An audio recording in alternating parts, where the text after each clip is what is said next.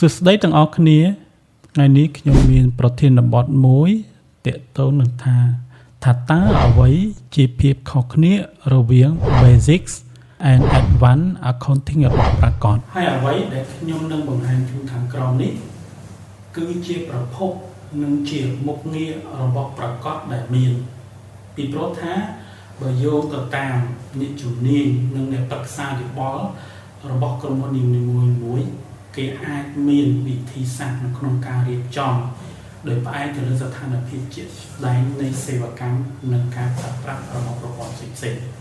1 Basics Accounting គឺជាការរៀបចំប្រព័ន្ធគ្រប់គ្រងគណនេយ្យបែបសាមញ្ញដែលមិនតម្រូវឲ្យអ្នកប្រើប្រាស់មានជំនាញគណនេយ្យកម្រិតខ្ពស់ពេកទេពោល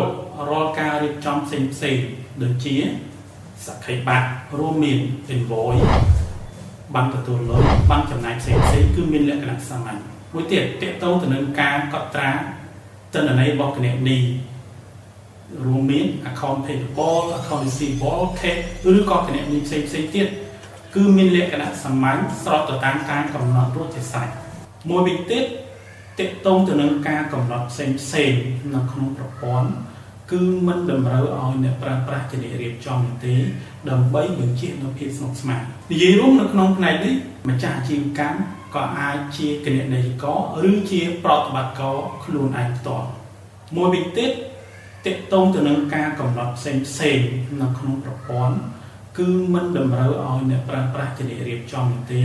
ដើម្បីបញ្ជាក់នូវភាពស្មុគស្មាញទី2ទាក់ទងទៅនឹង Advanced Accounting របស់ប្រកបគឺជាការគ្រប់គ្រងគណនេយ្យបែបកម្រិតខ្ពស់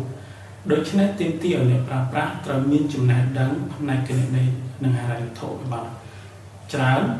ដើម្បីងាយស្រួលនៅក្នុងការគ្រប់គ្រងការវិភាគនិងការតាមដានឲ្យកាន់តែមានប្រសិទ្ធភាពក្នុងចំណុចនេះដែរមានន័យថា Advanced Accounting គឺមានភាពបត់បែន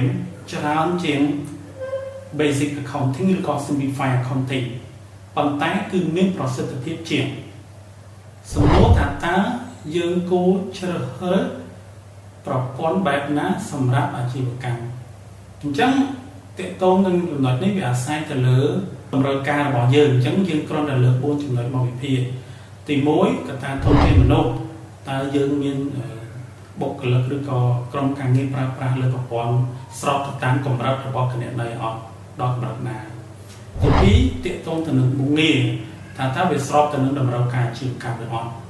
ទី3តកតងទៅនឹងបច្ចេកចំណាយតែយើង